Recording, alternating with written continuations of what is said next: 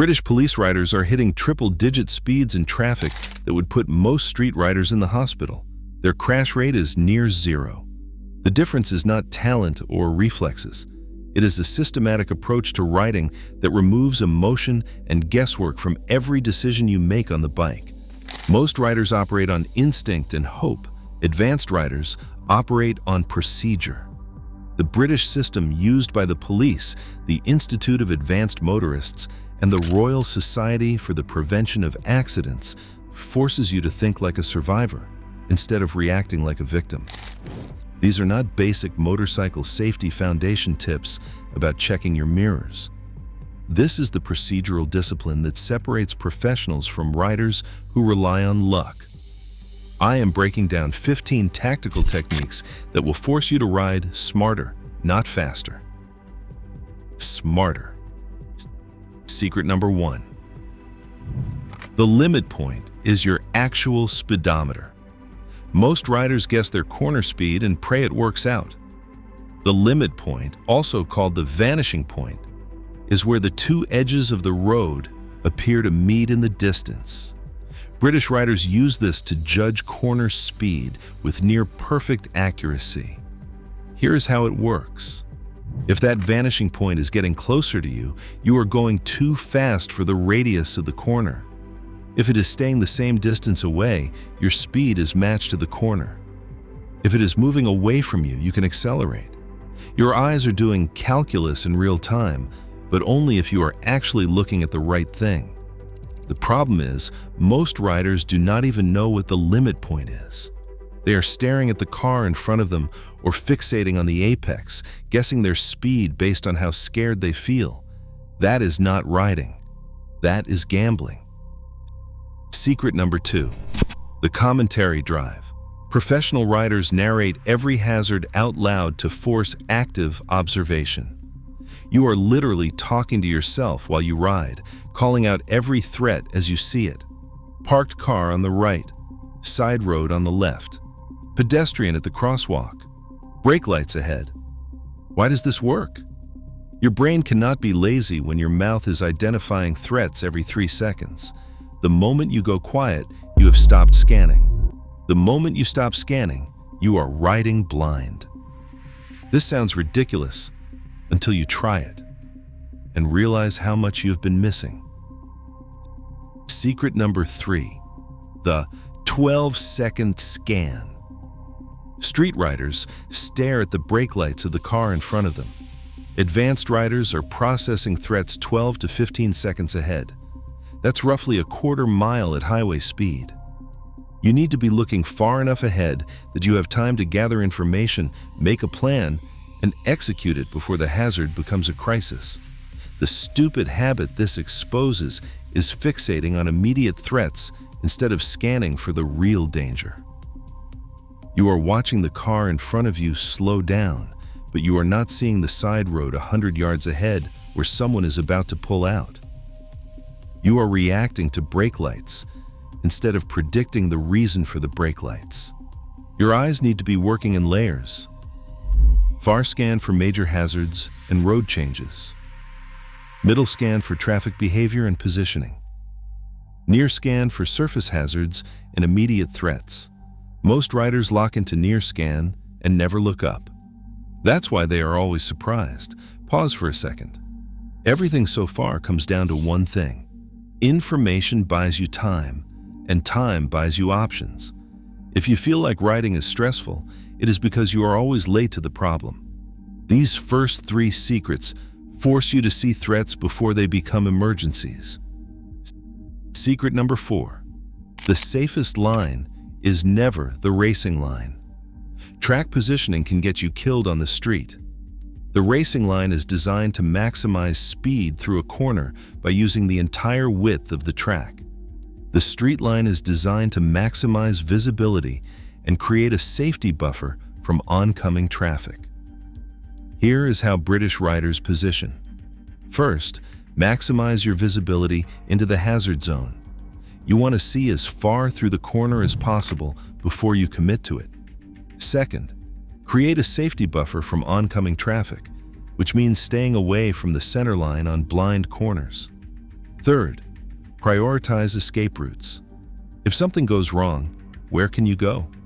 The racing line does none of this. It puts you on the center line at the apex, which is exactly where you will meet an oncoming car that is cutting the corner. Street riding is about survival, not lap times. Secret number 5, the left side threat priority. On most roads, the highest crash risk comes from side roads and driveways on your left. Why? Because cars pulling out from the left are crossing your path, and they are looking right for a gap in traffic. They are not looking left for you. Your lane position must account for the statistically most dangerous threat, not the perfect apex.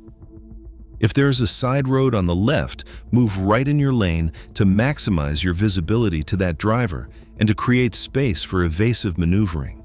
You are not positioning for speed. You are positioning to be seen and to have options. Secret number 6. The 2-second rule is garbage. Advanced riders use space as their primary safety tool, not time. The 2-second following distance is a stopping distance calculation. But you do not just need space to stop. You need space to see, space to react, and space to maneuver. That means your following distance changes based on what you can see. If you are behind a tall vehicle that is blocking your view, you need more space so you can see past it. If you are in heavy traffic with multiple lanes, you need more space so you can move laterally if someone merges into you. Space is your most valuable resource on a motorcycle, and most riders give it away for free. The financial reality? Positioning costs you nothing. It does not slow you down. It does not require special equipment. But it saves you from a $50,000 medical bill when someone pulls out in front of you because you were riding the racing line instead of the survival line. Here's what we have covered so far. Vision gives you early warning. Positioning gives you options. Space gives you reaction time. None of this requires you to be faster or more skilled. It just requires you to stop riding like you are invincible and start riding like you want to survive. Secret number 7. All braking must be finished before you lean the bike. The system demands you separate braking and cornering. You do not brake while the bike is leaned over. Finish your speed adjustment while the bike is upright, then turn. Why do street riders mess this up?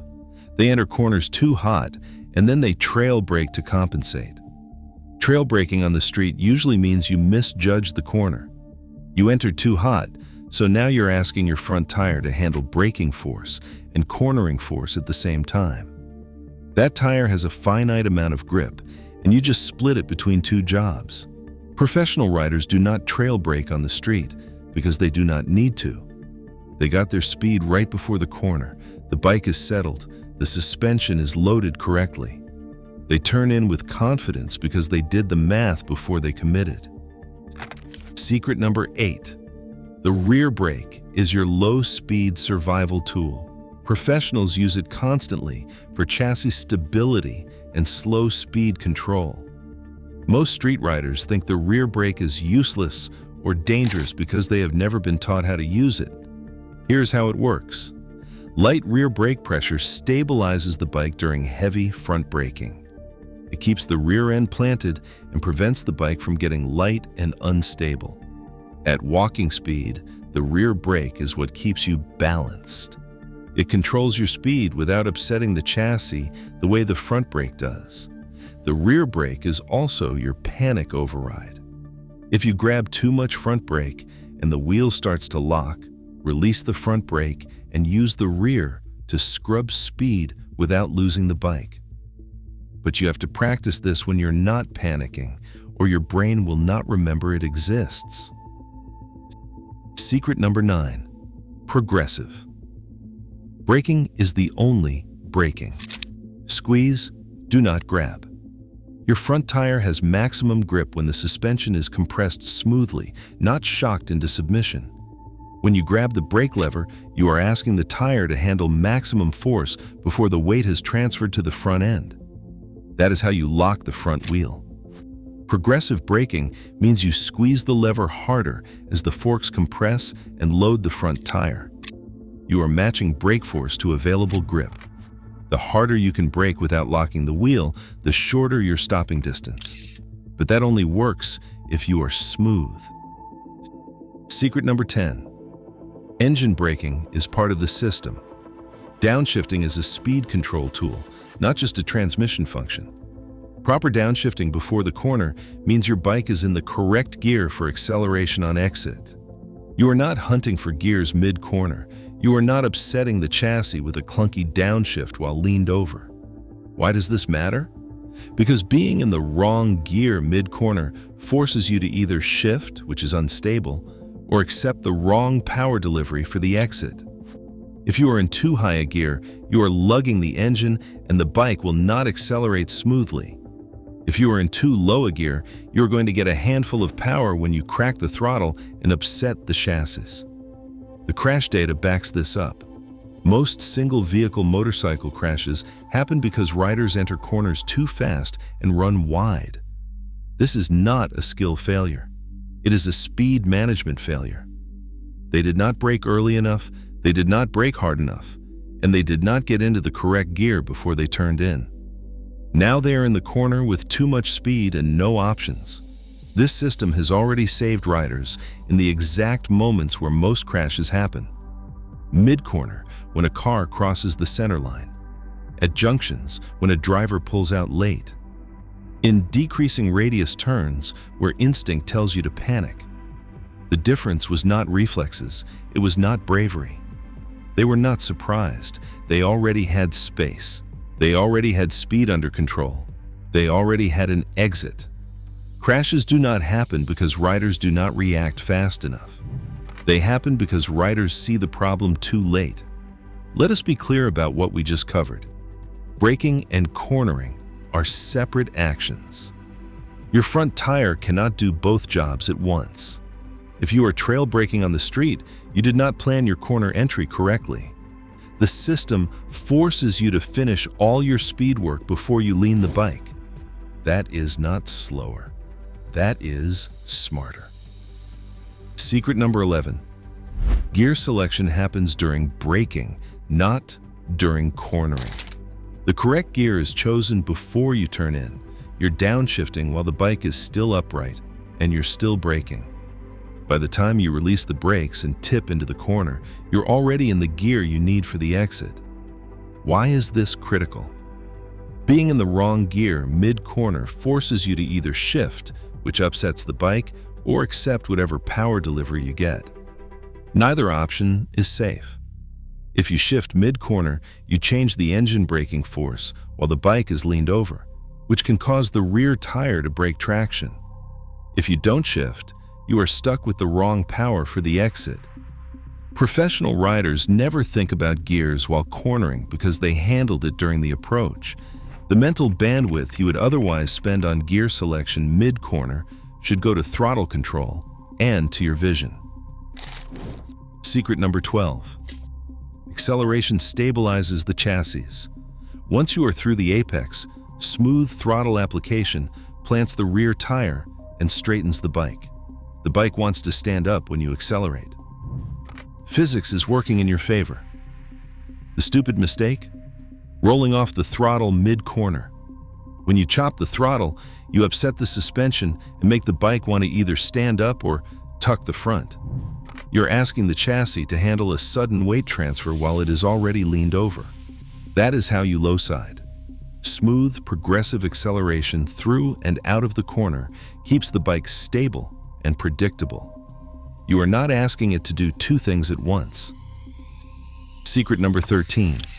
The late apex is the only street apex. Track riders apex early to maximize speed. Street riders apex late to maximize vision and safety. A late apex keeps you wide on entry, and that gives you maximum visibility into the corner. You can see further through the turn before you commit to it. The late apex also gives you the entire exit lane as an escape route. If something goes wrong, gravel, oil, or a car in your lane, you have space to react. The early apex puts you on the center line at the tightest part of the corner with nowhere to go. The consequence of early apexing on the street is this: you run out of road on exit. You either cross the center line into oncoming traffic or you run off the road. Both options are catastrophic. Quick check. If even one of these rules feels new to you, stay with me. The next section is where most riders actually crash, not because they lack skill, because they lack discipline. Secret number 14. Operational paranoia is the foundation of survival. Professional riders assume every driver is actively trying to kill them. This is not pessimism. It is pattern recognition based on decades of crash data. When you expect the threat, you are already positioned and prepared to respond. When you are surprised, you are already crashing. The difference between survival and catastrophe is whether you saw it coming 3 seconds earlier. The financial math on this is brutal. The average motorcycle crash costs $30,000 to $50,000 in medical bills alone. That is before we talk about lost wages, rehab, or permanent disability. Your paranoia is free. The alternative costs you everything. Secret number 15. The SIAM principle. See, identify, assess, move. Every hazard requires a physical response, not just recognition. Most riders see the threat and do nothing, assuming the driver will see them. That assumption is the fatal mistake. Here's how you apply it. See the car at the intersection. Identify it as a left turn threat. Assess whether it is moving or if the driver is looking in your direction. Move your lane position to maximize your visibility and create space for evasive maneuvering. 4 steps. Every single hazard. Why do street riders fail? They stop at C. They notice the car but do not move. They recognize the hazard but do not change their position or speed. Recognition without action is just watching yourself get hit. The mental trap of familiarity is killing riders every day. The roads you ride every day are the most dangerous because your brain goes on autopilot. You have made that turn 1,000 times, so you stop actively scanning. You know that intersection, so you do not treat it like a threat. How do British riders counter this? They treat every ride like the first time they have seen that road. They force active observation through commentary drive. They refuse to let their brain go to sleep just because the scenery is familiar. The role of fatigue is something most riders ignore until it's too late. Your brain's threat detection degrades rapidly after 90 minutes of riding. Reaction time slows, scanning patterns deteriorate, decision-making gets sloppy. Professionals take breaks, amateurs push through and crash. You are not tougher than biology. When your brain is tired, you are not riding the same bike you were riding an hour ago. You are riding a slower, dumber version of yourself on the same machine. That gap between your ability and the bike's capability is where crashes happen. The ego problem is the hardest one to fix. Most riders believe they are above average. Statistically, that is impossible. More importantly, it creates complacency and risk-taking behavior. You start to believe you can get away with things because you are skilled. If you are relying on close calls, that is not skill, that is luck. The reality check? If you've had a close call in the last month, you are not riding systematically. You are gambling and getting lucky. Close calls are system failures. They are proof that you did not see the threat early enough, did not position correctly, or did not manage your speed properly. The discipline requirement is non-negotiable. The system only works if you use it every single time. You do not get to skip steps because you are just going to the store or because you have ridden this road 100 times. The moment you stop following the procedure is the moment you are riding on luck instead of skill. Skipping steps is how you end up in the hospital. Every single crash I have seen started with a rider who thought they could cut corners because the situation seemed simple. There are no simple situations on a motorcycle. There are only situations you prepared for and situations that killed you. These are not tips you try when you feel like it. This is procedural discipline that removes emotion and guesswork from every decision you make on the bike. The choice is simple. Ride systematically and survive, or ride reactively and hope you get lucky. Drop a comment and tell me which of these secrets you're going to start using today.